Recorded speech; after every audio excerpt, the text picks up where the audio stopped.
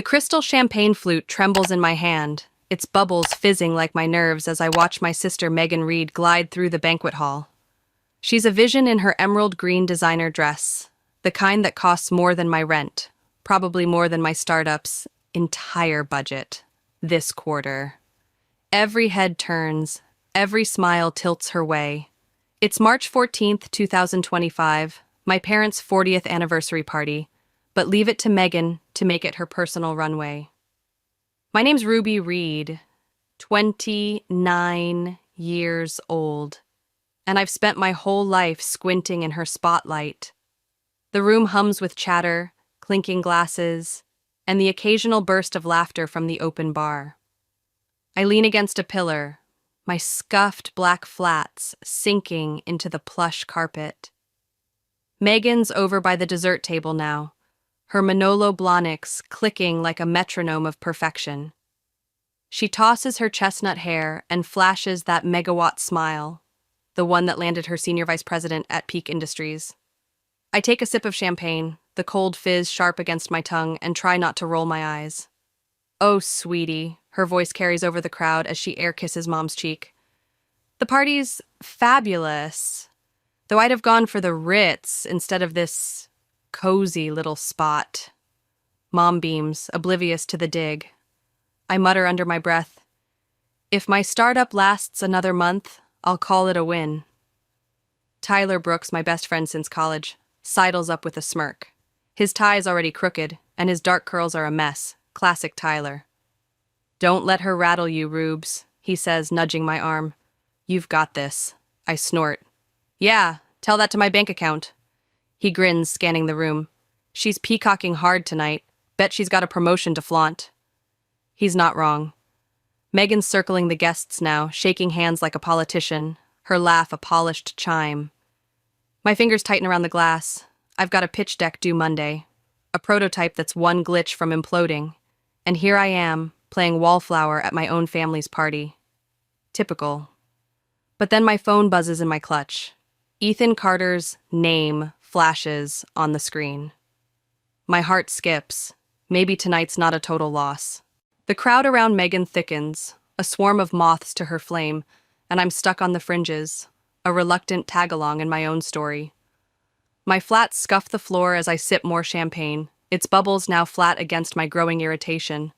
She's holding court near the ice sculpture, a swan, because of course it is, recounting some corporate triumph to a circle of Dad's golf buddies. They nod like she's parting the Red Sea. Dad's voice booms across the room. "Ruby, join your sister!" It's less a request, more a summons, and I nearly spill my drink. Heads turn my way, eyebrows lifting. Great. I plaster on a smile, the kind that hurts my cheeks, and weave through the guests, dodging elbows and polite nods. My sensible heels thud dully, compared to Megan's crisp, sharp clacks. Two different worlds in every step. "There's my little sis," Megan says as I reach her, her tone syrupy enough to choke on. Her perfectly glossed lips curve into a smile that's all teeth. No warmth. "I was just telling everyone about my latest promotion, Senior VP at Peak Industries." The crowd murmurs approval, and I manage a tight, "Congrats," though it tastes like ash. Mom's friend Linda, her pearls gleaming, tilts her head at me. "Still tinkering with that. What was it again, dear?" Her kindness stings worse than malice. "It's a tech startup," I start, my voice steady despite the heat creeping up my neck. "We're working on..." "Oh, Mom," Megan cuts in, her laugh a blade through my words. "Did I mention my $3 billion merger? 2 years in the making." She turns to me, eyes glinting with false concern. "What's your last quarter take? Ruby, still bleeding cash?" The room tilts, dozens of gazes pinning me like a bug. My skin crawls, but I grip my glass tighter, refusing to flinch. Tyler appears at my elbow, his presence a lifeline. "Here," he says, swapping my empty flute for a fresh one. "Liquid courage." I take it, grateful for the distraction, but Megan's not done. No shame in admitting the startup game's too big for you, sis, she says, loud enough for the back row.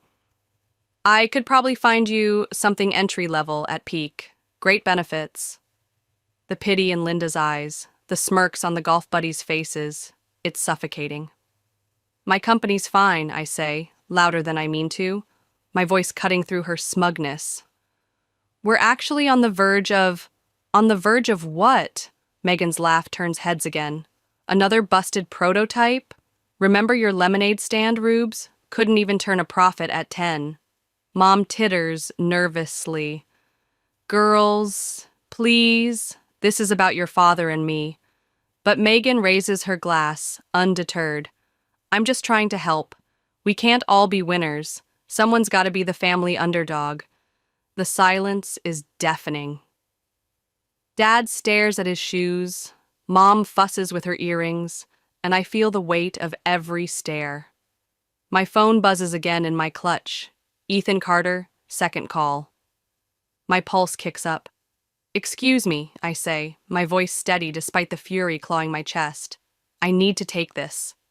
I turn away, Megan's next anecdote already rolling, but that buzz in my hand feels like a lifeline. Something's brewing, and I'm not the underdog she thinks. I slip into the hallway, the marble cool against my back as I press the phone to my ear. The banquet hall's noise fades to a dull hum, drowned by my pounding heart. Ethan, thank you for calling, I say, forcing calm into my voice. Ethan Carter's smooth tone comes through warm, but clipped.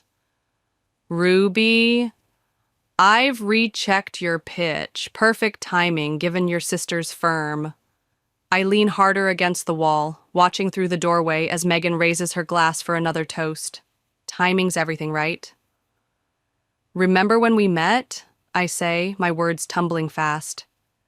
You wanted innovation that helps people, not just pads profits. My software's slashing energy costs for small businesses by 40%. Real impact, real results. 3 years flash by. Late nights in my shoebox apartment, Tyler scribbling code on napkins, empty coffee cups piling up. This is it. Ethan pauses, and I hold my breath. Decisions made, he says finally. $20 million? Papers on the way. Media's getting it now. Should hit within the hour. The world tilts.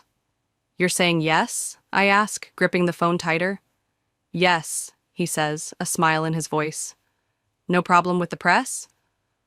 None, I say, thinking of the TV droning in the banquet hall. Perfect.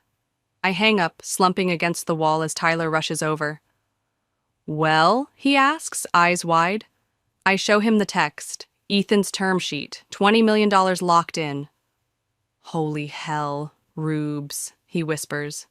This is huge. Shh, I say, pulling him back from the doorway. It's breaking soon. I want her blindsided. His grin turns wicked. That's savage. I'm here for it. We slide back into the party, just as Dad taps his glass. Laura, he says, looking at Mom, 40 years ago, you took a chance on a guy who couldn't tie a bow tie. The crowd chuckles. I check my phone. 10 minutes to the evening news. You believed in me? Dad goes on.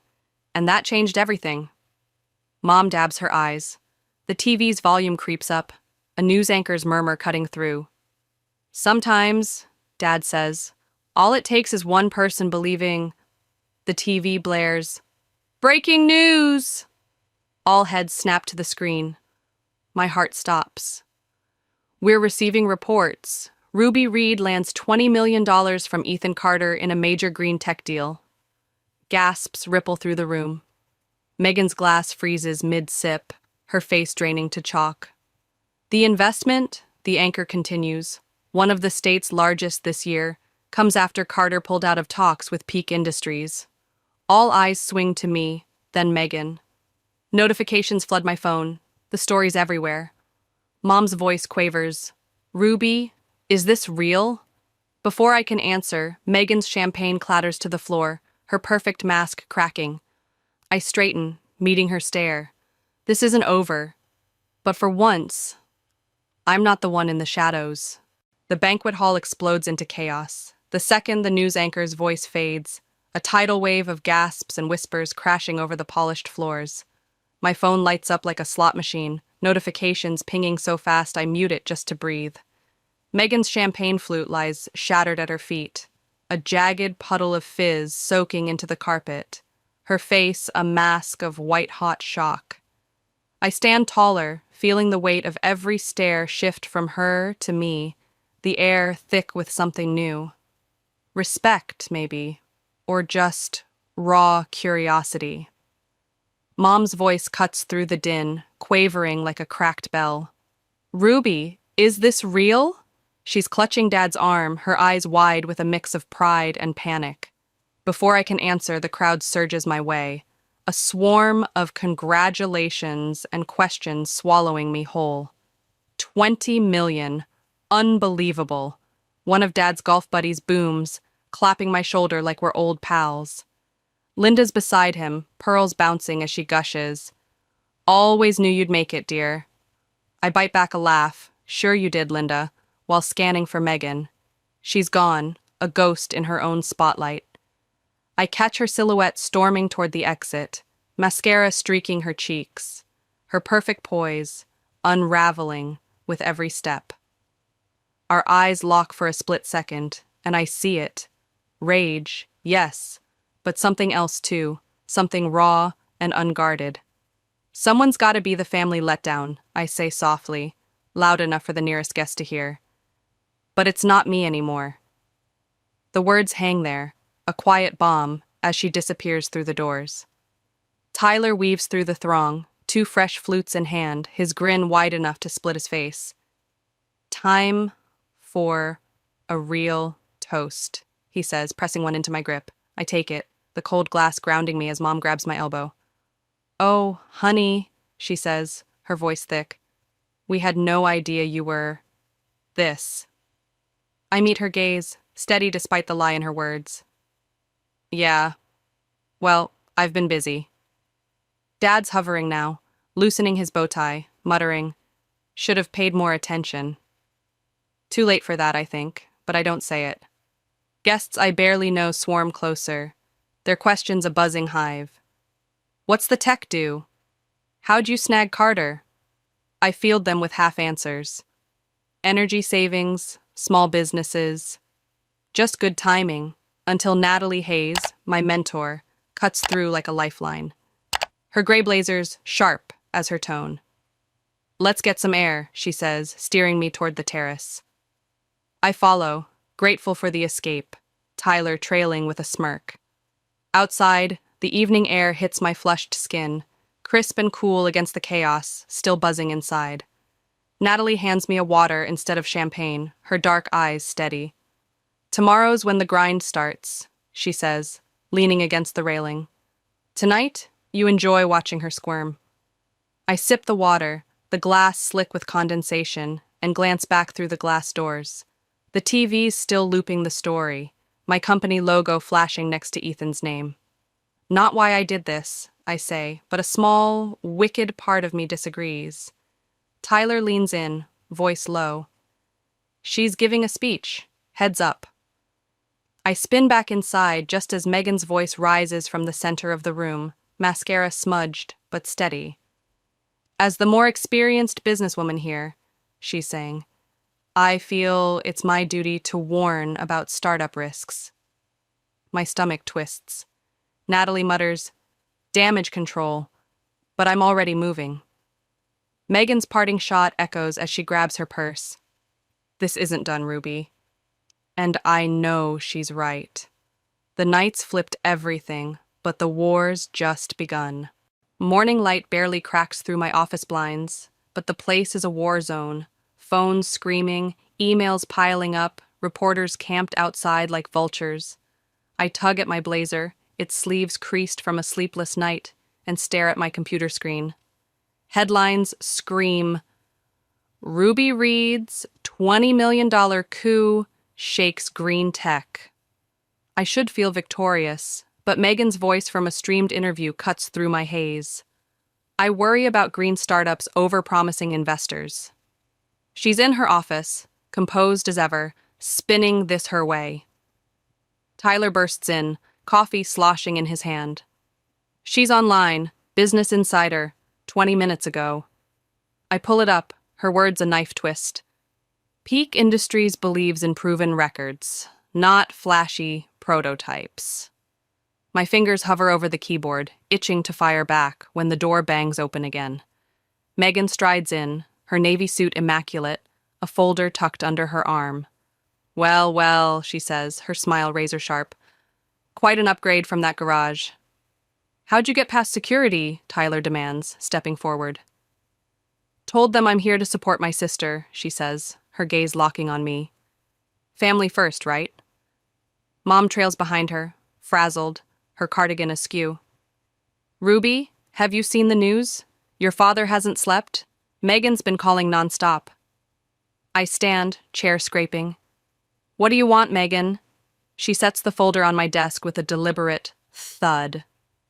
A deal.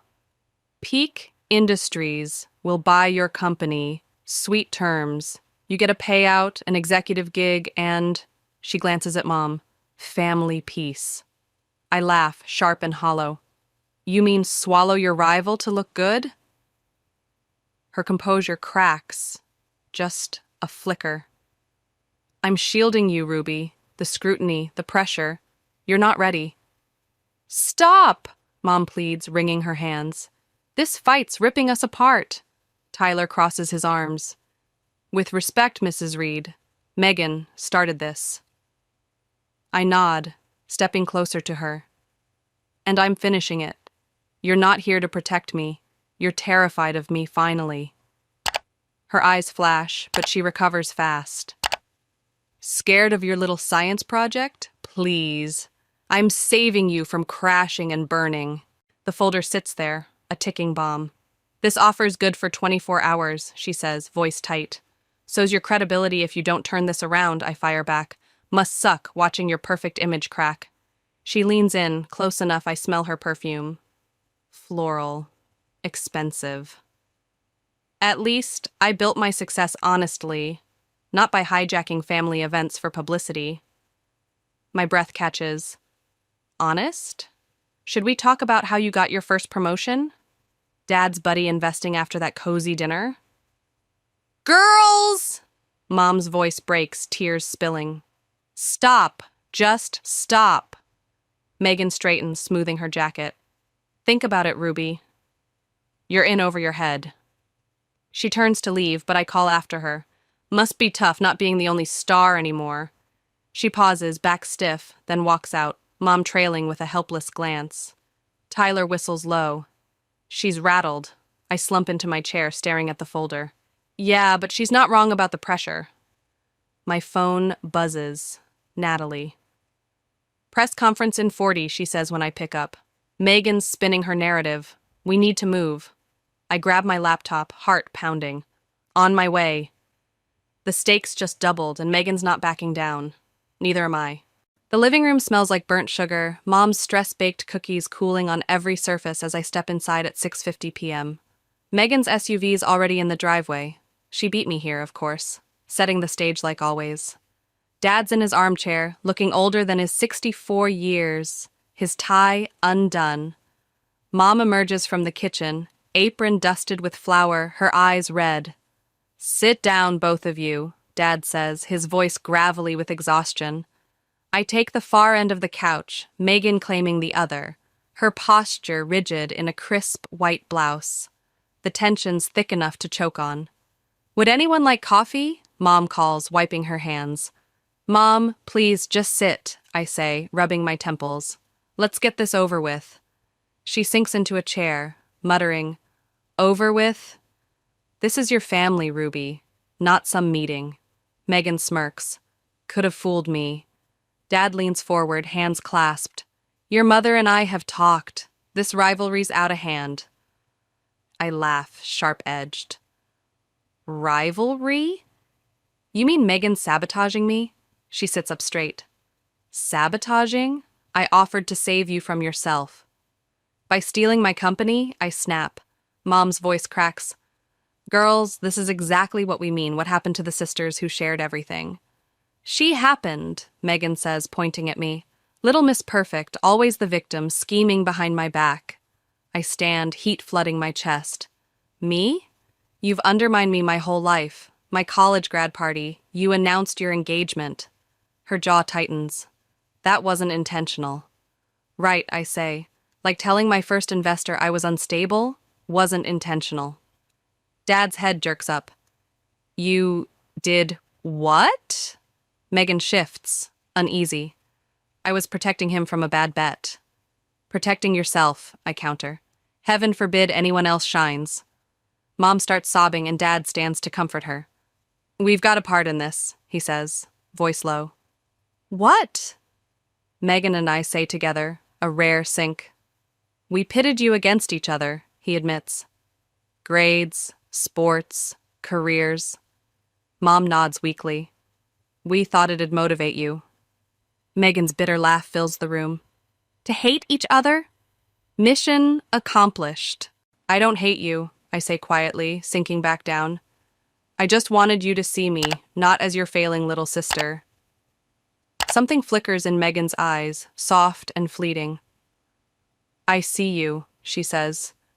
Everyone acting like you're a genius. It's only a matter of time before I fail, I finish, or before you realize what success costs. Her voice breaks, barely. Think I love being the golden child 24/7? Mom sobs quiet. You were always enough, Dad says, looking between us. Both of you. Megan's phone buzzes. She glances at it, paling. Board meeting tomorrow. Emergency session. I hesitate, then offer. I could float a collaboration statement. Ease the heat. She stares. On one condition, you stop the jabs, public or private. She nods slowly. Trying. It's not fixed, but as we sit there, the air shifts, just enough to breathe. 2 weeks after the family meeting, my office is a battlefield. Phones shrill nonstop, my inbox drowns in unread emails, and the air hums with panic. I stare at my laptop, a cold sweat prickling my neck as I read the subject line.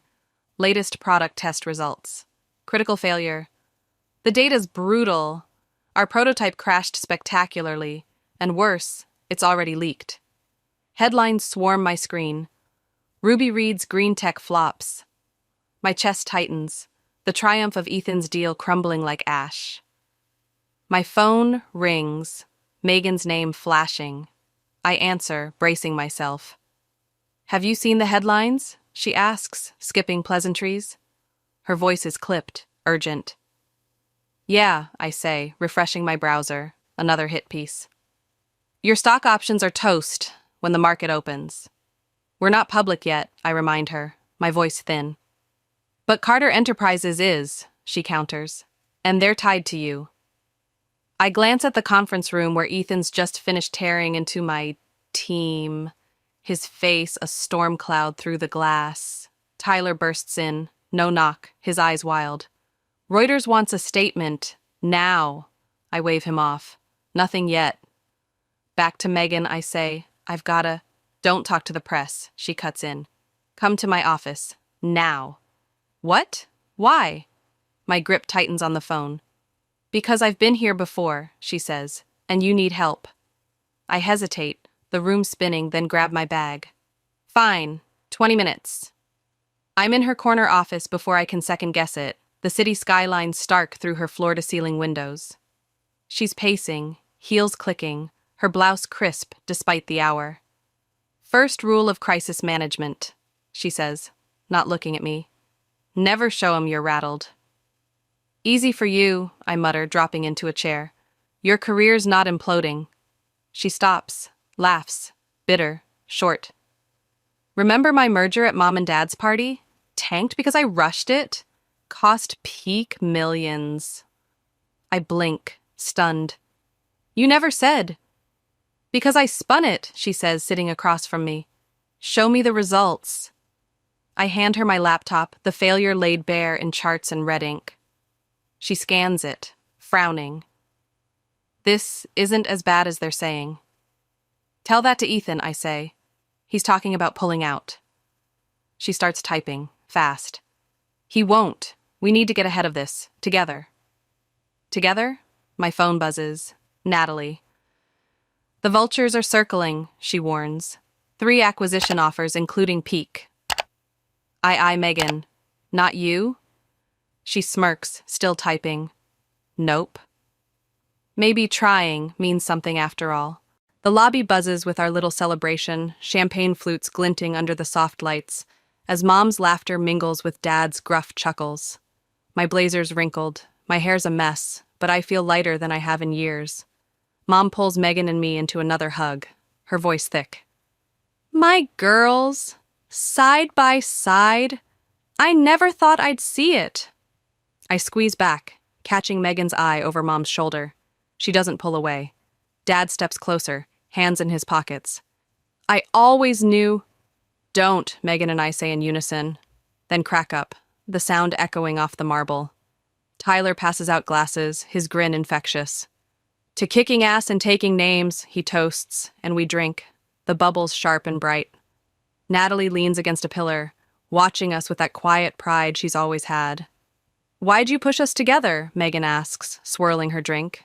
Oh, please, Natalie says, laughing. You think it was luck Ethan scoped both your companies? That the crisis hit just right? I nudged. You grew. Dad nods, almost sheepish. Smart lady. I hug her again, whispering, Thanks for the shove. She winks. Knew you'd figure it out. Megan pulls a folder from her bag, her eyes sparking. Got ideas for our first joint project already? I take it, flipping it open. Safety upgrades, rollout plans. We just finished the board meeting, I tease, but her smile's warm, real. Time waits for no one, little sister. I set my glass down, the weight of it all settling. Ready to shake things up? She nods. Together. Mom's still dabbing her eyes, Dad's beaming like a kid, and Tyler's cracking jokes with Natalie. Ethan joins us, raising his glass. To the future, he says, and we echo it, the sound ringing clear. Megan shows me her phone, emails from clients praising our move. Turns out doing right pays off, she says, softer now. I tap her glass with mine. I knew. Standing there, surrounded by the people who've pushed me, challenged me, believed in me, I get it. Success isn't about outshining Megan. It's about becoming who I'm meant to be, rivalry turning to redemption. The shadows are gone, and what's left is ours, together. The Carter Enterprises boardroom feels like a courtroom, its long table lined with suits staring us down like judges. Megan and I sit side by side, an odd alliance under the fluorescent glare. My hands sweat as I clutch my tablet, the technical analysis ready. She's cool beside me, her notes crisp, but I catch her tapping her pen, a rare tell. The board's lead, a gray-haired exec named Harris, waves our joint press release. This partnership feels desperate, he says, voice gravelly. It's strategic, Megan fires back, smooth as silk. Peak's engineering team pinpointed the testing anomaly.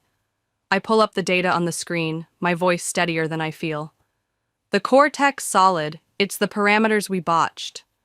Fixable with Peak's scale.